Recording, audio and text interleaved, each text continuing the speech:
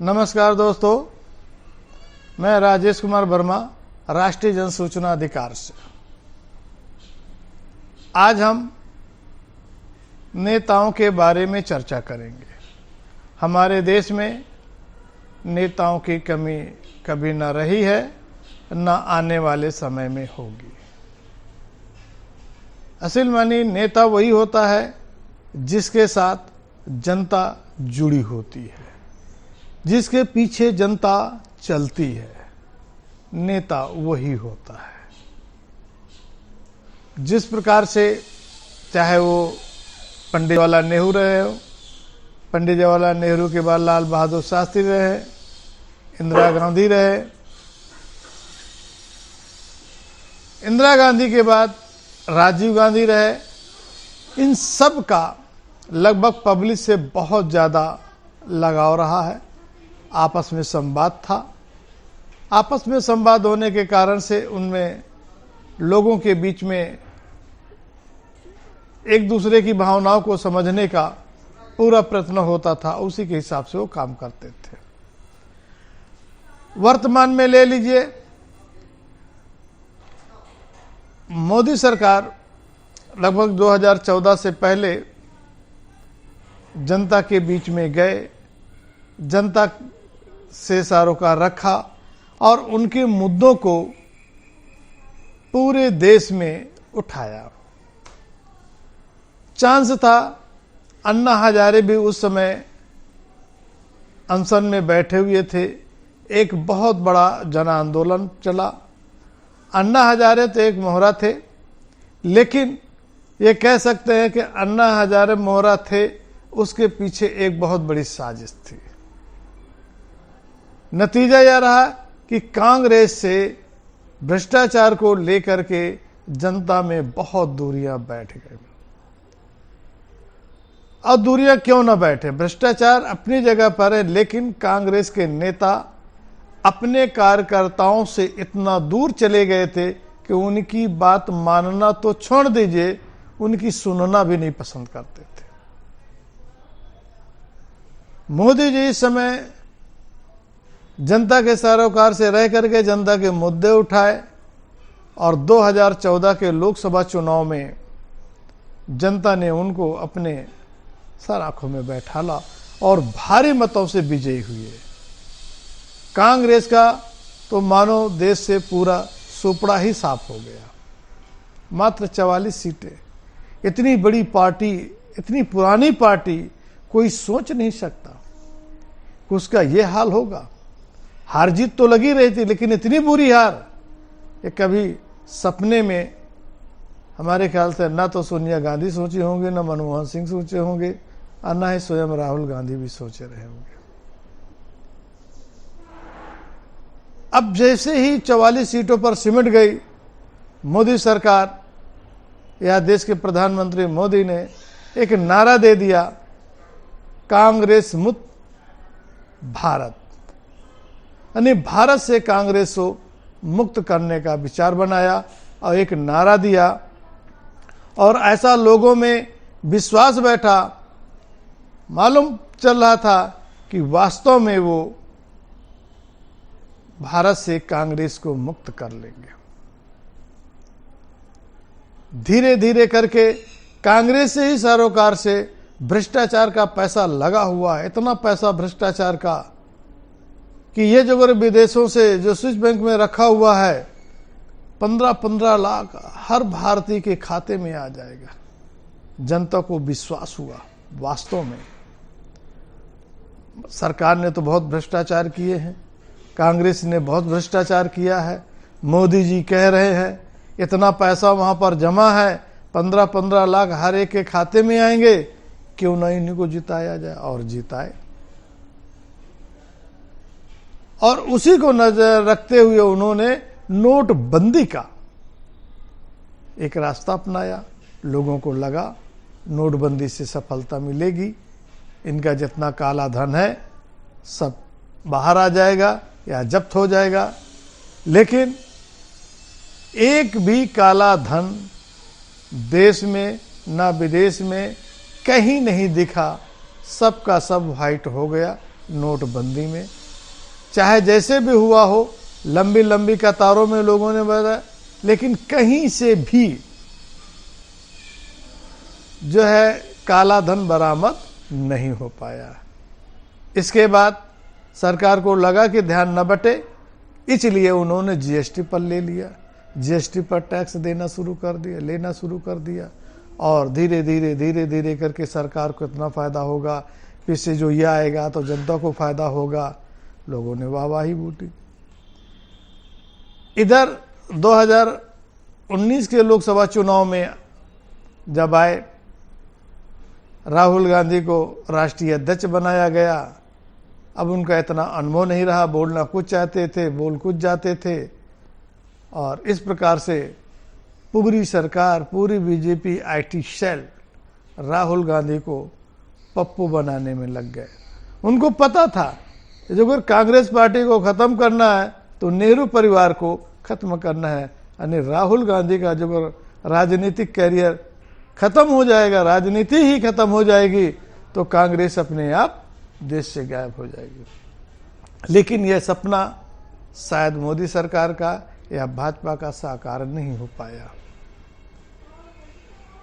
राहुल गांधी ने निर्णय लिया 2019 के चुनाव में कि मैं अध्यक्ष पद नहीं रहूंगा, नहीं रहे, और 2019 के बाद उनकी माताजी सोनिया गांधी बनी। इसके बाद उन्होंने स्वास्थ्य के कारण से इस्तीफा दिया और इनको खड़गे जी को अध्यक्ष बनाया गया और राहुल गांधी पूर्ण रूप से राजनीति में आ गए। लोगों से मिलना जुलना शुरू किया, उनकी भावनाओं को समझा, उनसे जुड़ते हुए जो सवाल थे देश में उठाना शुरू किया। फिर भी उनको कहीं से सफलता नहीं मिलती दिखी। अब हर बात में कहीं ना कहीं कुछ उनकी त्रुटियां हो जाती थी, या कह लीजिए कि आईटी सेल उनको तोड़ मड़ोड़ कर करके और मोदी सरनेम पर, आरएसएस पर, अन्य कितने उन पर मुकदमे भी लगा दिए गए। मुकदमे इतने हो गए, लगभग ये कह सकते 20-22 मुकदमे तो हैं। अब ये मान करके मुकदमे दर्ज कराया गया कि ये कागज थे, इन्हीं मुकदमों में उलझे रहेंगे और इनकी राजनीति खत्म हो जाएगी। वो भी नहीं रहा। अब तो हालात ये हो गए हैं कि राहुल गांधी के जब से उन्होंने भारत जोड़ो यात्रा शुरू की, लगभग 4000 किलोमीटर यात्रा पहले राउंड में किया, लोगों से मिलते गए, और जब पैदल चले लोगों से मिलते गए तो देश में क्या समस्याएं हैं, गरीब लोगों की क्या समस्याएं हैं, अब उनके दिमाग में बैठना शुरू हुआ, उनके दिमाग में चलना शुरू हुआ। कैसे किया जाए, कैसे इनकी समस्याओं को दूर किया जाए। फिर इस प्रकार से दोबारा उन्होंने भारत जोड़ो न्याय यात्रा शुरू की, लोगों से मिलते गए, कारवां बनता गया, और उनकी जो समस्याएं हैं उनको अपने मैनिफेस्टो में ला करके 2024 के चुनाव में लड़े और कांग्रेस को काफी सफलता दिलाई, सफलता मिली। लेकिन जो सफलता मिलनी चाहिए वो नहीं मिली। इंडिया गठबंधन के साथ सारे जितने क्षेत्रीय नेता थे राहुल गांधी से जुड़ गए।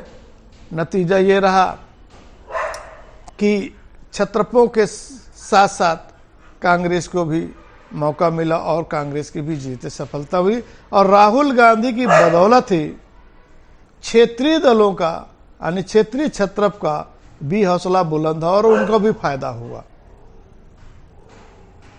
राहुल गांधी पर जैसे कि बतलाया गया कि 2 दर्जन लगभग मुकदमे दर्ज किए गए हैं। अब राहुल गांधी जो इन मुकदमों से या मुकदमों को एक टानिक के रूप में लेना शुरू कर दिया। अब टानिक ये कह सकते हैं कि अभी 26 जुलाई को सुल्तानपुर कोर्ट पेशी में आए, दिल्ली से लखनऊ पहुंचे एयरपोर्ट, वहां से उनका काफिला चला, रास्ते भर उनको फूल मालाओं से स्वागत होता चला। ऐसे मालूम पड़ा कि वो बहुत बड़ी जंग जीत करके आ रहे हों, इस प्रकार से उनका स्वागत हुआ और पूरे रास्ते भर में जन सैलाब उखड़ा। सुल्तानपुर की कोर्ट में जो हुआ सबने देखा, सबकी आंखें चकाचौंध हो गई और उनके कार्यकर्ता यानी कांग्रेस कार्यकर्ता भी पूरा हौसले से फूल करके गदगद थे। कोर्ट से बाहर आते हैं, चल पड़ते हैं, रास्ते में उनको मोची दिखता, रामचेत नाम का मोची है शायद, और मोची की दुकान में बैठ जाते हैं। अब मोची की दुकान में बैठते ही नहीं है, वही जो पुरानी चप्पलें थी उसको अपने हाथ से खुद सिलने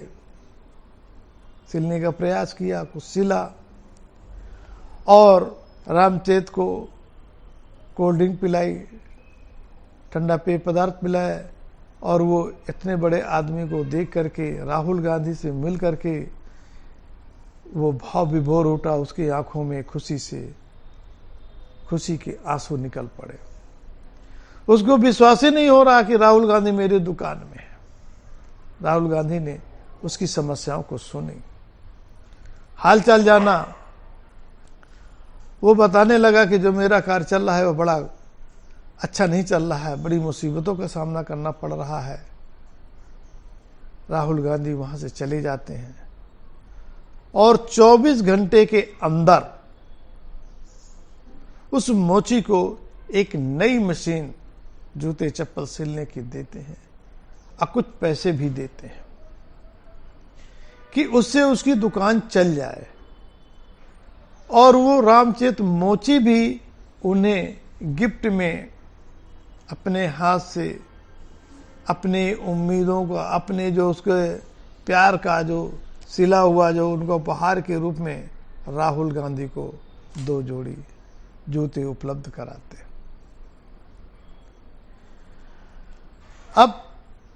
अब सोचिए, कल्पना करिए, ये जो अगर राहुल गांधी